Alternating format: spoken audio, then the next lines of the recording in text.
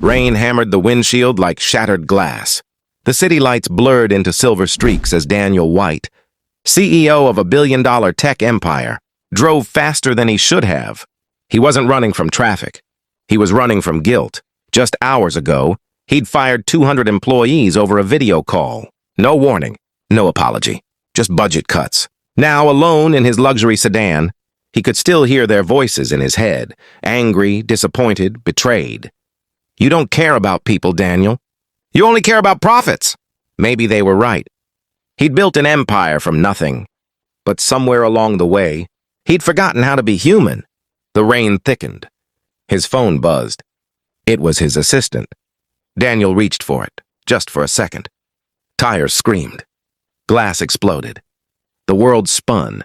When everything stopped, Daniel found himself upside down, seatbelt locked, legs twisted awkwardly under the crushed dashboard.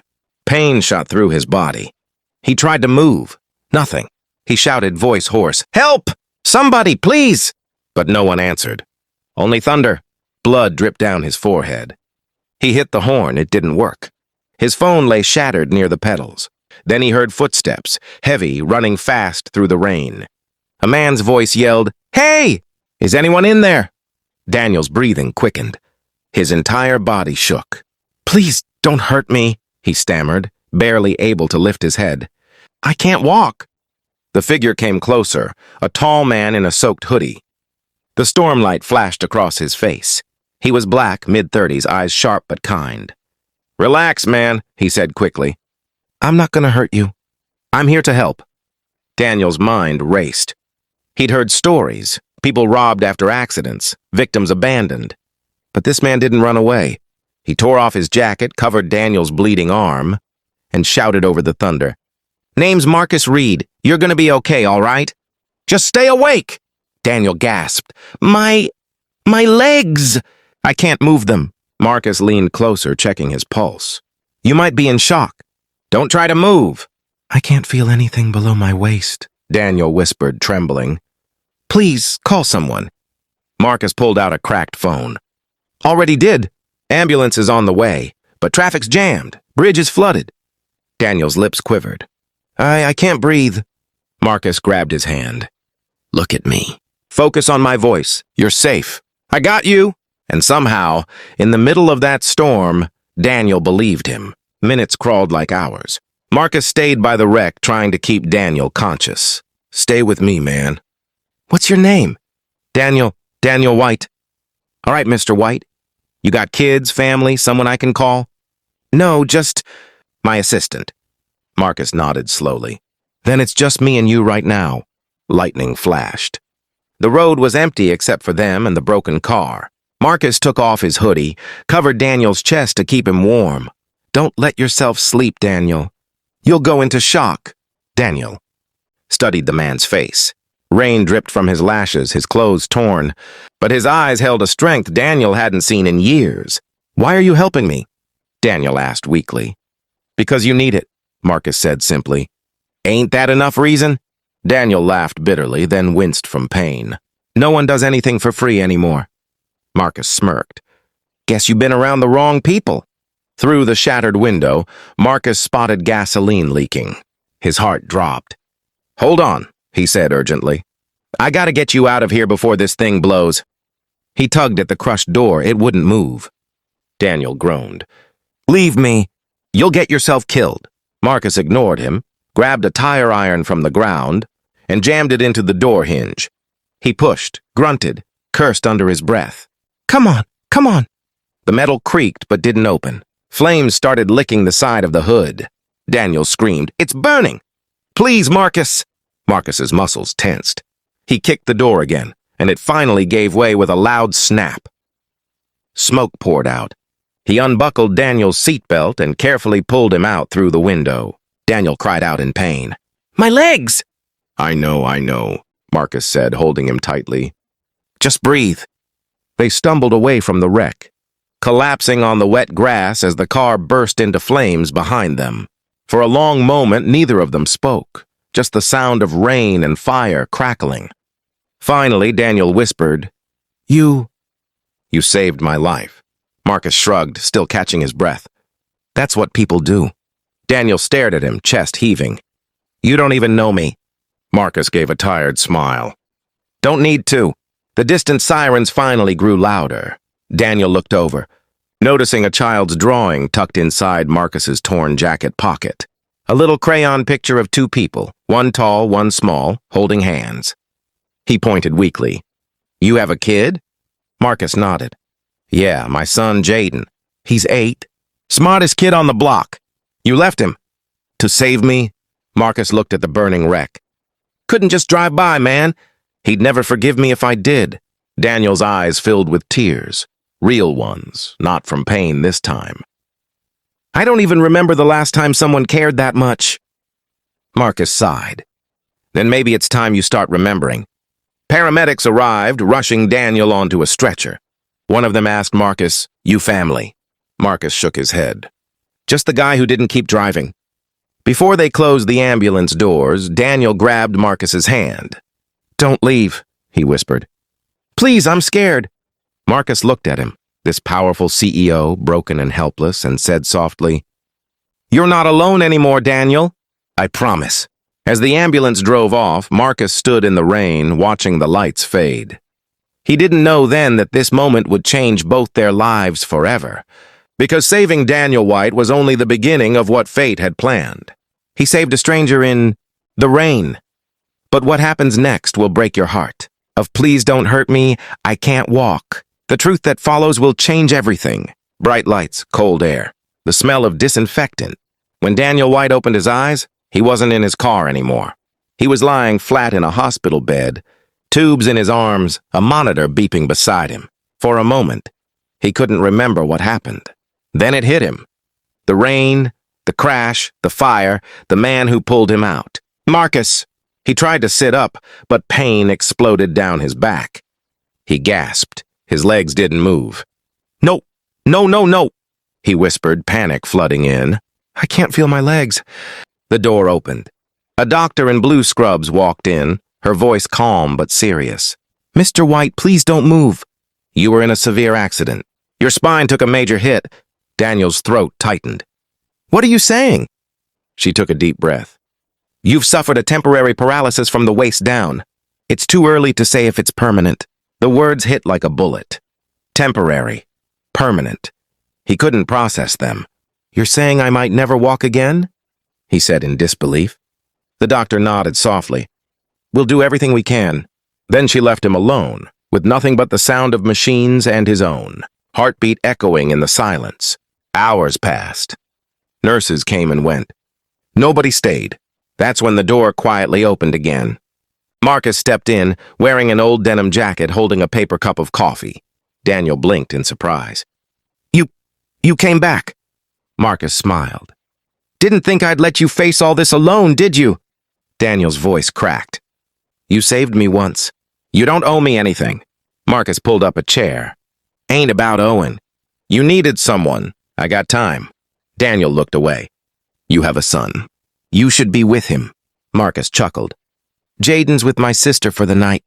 He knows where I am. Told me, Dad, go help your friend. Daniel's eyes softened. He called me your friend? Yeah, Marcus said with a grin. Guess that makes it official. Days turned into a blur of medicine and silence. Daniel hated feeling helpless. Every time he looked at his motionless legs, rage bubbled up inside. He snapped at the nurses. He refused to eat. When Marcus showed up again the next morning, Daniel glared. Why do you keep coming here? Because you need me, Marcus said calmly. I don't need anyone. Really? Marcus crossed his arms. Then why are you crying, Mr. White? Daniel's jaw tightened. I'm not crying. Marcus handed him a napkin. Sure. That broke something inside Daniel. He turned his face away, tears spilling down his cheeks. You don't understand, he said quietly. I built everything. From nothing. And now, I can't even stand up. Marcus looked at him for a long moment. Then said softly, Maybe it's time you stop standing alone. Those words hit harder than any medicine. Over the next few days, Marcus came by every morning before work. He wasn't rich. He worked construction, sometimes delivery. But he always brought coffee and a smile. He told Daniel stories about his son, Jaden, how the kid wanted to build robots, how he fixed broken toys and called it engineering. Slowly, Daniel started talking back. He even smiled. Once, one day, Marcus rolled Daniel's wheelchair to the hospital garden. The air smelled like rain again. "I hate that smell," Daniel said. "Why?" Marcus asked. "Reminds me of the crash." Marcus looked up at the sky. "To me, it smells like a new start." Daniel frowned. "How?" Marcus chuckled. "Rain washes stuff away, man. Pain, mistakes, bad memories, all of it." Daniel stared at him. "You talk like you've been through a lot." Marcus took a breath. "I have. Lost my wife when Jaden was born. Been raising him alone ever since." Daniel was quiet for a while. "How do you do it? How do you keep going?" Marcus smiled sadly. "Because he looks at me like I'm a hero. I can't let that go." Daniel's voice dropped. "I don't think anyone's ever looked at me that way." Marcus leaned closer. "Maybe you've been too busy looking down to notice who's been looking up." Later that evening, a nurse brought in papers for Daniel to sign, termination letters for several staff from his company. He was supposed to approve them before the end of the week. Marcus saw the envelope on the tray. "You still working while lying there?" Daniel gave a bitter laugh. "I'm good at cutting people off. Always have been." Marcus shook his head. "Maybe that's why life cut you off for a bit, to slow you down." Daniel looked at him surprised. "You're saying I deserve this?" Marcus's tone softened. "I'm saying maybe it's a second chance. A reminder that power don't mean nothing if you forget the people under it." Daniel didn't reply. But that night, for the first time, he didn't dream of fire, he dreamed of Jaden's laughter. A week later, Daniel was transferred to a rehab center. He dreaded it. As Marcus helped push his wheelchair into the new room, Daniel asked quietly, "Why are you still here, Marcus?" Marcus smiled. "Because when I pulled you from that car, I promised you weren't alone. I keep my promises." Daniel nodded, swallowing emotion. "You really think I'll walk again?" Marcus looked him dead in the eyes. "I think you'll do more than that." "You'll live again." Daniel exhaled shakily. "You talk like you're my therapist." Marcus laughed. "Nah, I'm just a guy who's been knocked down enough times to know how to get up." That night, Marcus got a call while sitting beside Daniel's bed. It was Jaden's school. The teacher's voice was worried. "Mr. Reed, Jaden hasn't been feeling well. We think he needs a doctor's checkup soon." Marcus's face changed. "Is it serious?" "We don't know yet." He hung up, trying to stay calm. Daniel noticed. "Everything okay?" "Yeah, it's just my boy. He's been having headaches lately." Daniel frowned. "Take him to a specialist. I'll cover the cost." Marcus shook his head. "I can't take your money, man." "Marcus," Daniel said, his voice firm, "you saved my life. Let me do something for you." Marcus hesitated, then nodded. "All right, but not because you owe me, because you care." Daniel smiled faintly. "Guess I finally learned how." As Marcus left that night, Daniel watched him go and whispered to himself, "He saved my body, but maybe he's saving my soul too." Little did Daniel know, the next phone call would change everything again, this time for Marcus. He saved a billionaire. But soon, the billionaire will have to save him. Of "Please don't hurt me, I can't walk," where fate turns the tables in the most unexpected way. The next morning, the hospital room felt colder. Daniel White woke up expecting to see Marcus in the chair beside him, like every other day. But the chair was empty. No coffee. No smile. "No morning, man. How you feeling today?" Daniel's stomach tightened. Something was wrong. Moments later, a nurse walked in holding a phone. "Mr. White, there's a call for you." Daniel took it. "Hello?" On the other end, Marcus's voice trembled. "Daniel, it's Jaden. He collapsed at school. They think it's something with his brain." Daniel froze. "What? Where are you now?" "Children's General. They're running tests. I don't know what to do, man." Daniel gripped the phone tighter. His voice shook. "I'm coming there." Marcus hesitated. "You can't even walk yet." Daniel's tone hardened. "Then I'll crawl if I have to." 2 hours later, Daniel's wheelchair rolled into the children's hospital. He wasn't supposed to leave rehab, but he didn't care. For the first time in years, something mattered more than his business. A little boy he hadn't even met. Marcus was in the hallway pacing, hands on his head. When he saw Daniel, his eyes widened. "Man, you're supposed to be in therapy." "Looks like I needed a different kind of therapy today," Daniel said softly. "How is he?" Marcus's voice broke. "They said there's a tumor. They're still checking if it's operable." Daniel's world went quiet. The noise of the hospital faded. He looked at Marcus, a man who'd saved his life, now broken and helpless. "We'll find the best doctors," Daniel said. "Money won't be a problem." Marcus shook his head. "I can't let you do that." Daniel leaned forward, eyes steady. "You didn't let me burn in that car, Marcus. Don't stop me now." Marcus's lips trembled. "Why are you doing this?" Daniel smiled sadly. "Because for the first time in my life, I finally understand what it means to care about someone else." Days turned into nights in the hospital. Daniel stayed through every test, every result, every sleepless hour. Jaden, despite the pain, was still smiling. He called Daniel Mr. D and asked him to read stories when Marcus went to grab food. One afternoon, Jaden looked up from his hospital bed and said innocently, "Mr. D, Daddy says you're a superhero too." Daniel chuckled. "Me? No, your dad's the real one." Jaden grinned weakly. "You can both be heroes." Those simple words shattered something inside Daniel. He realized that his billions had never bought him what Marcus had: love, purpose, and the courage to keep going. That night, Daniel rolled his wheelchair into the hallway, staring out the window. The rain had started again, just like the night of the crash. "You like the rain now?" Marcus asked, walking up beside him. Daniel smiled faintly. "I do, you were right. It does wash things away." Marcus looked down. "Jaden's gonna need surgery, tomorrow." Daniel nodded. "Then we'll be here. Both of us." Marcus frowned. "Both of us?" Daniel looked him in the eye. "I'm not leaving your side, Marcus. Ever." The next morning came too soon. Doctors rushed around. Machines beeped. Jaden was prepped for surgery. Marcus was trying to stay strong, but his hands were shaking. Daniel, still in his wheelchair, grabbed his arm. "You're not alone, remember?" Marcus nodded, swallowing hard. "I know, man. He's all I got." Daniel looked at him with steady eyes. "Then let's make sure he keeps having you." As they wheeled Jaden into the surgery room, Marcus broke, his voice cracking, tears falling. Daniel reached out, gripping his shoulder. "Have faith. He's strong, just like his father." Then the doors closed, leaving them in silence. Hours passed. Neither man spoke. Finally, the surgeon came out, mask pulled down, a tired smile on her face. "The surgery went well.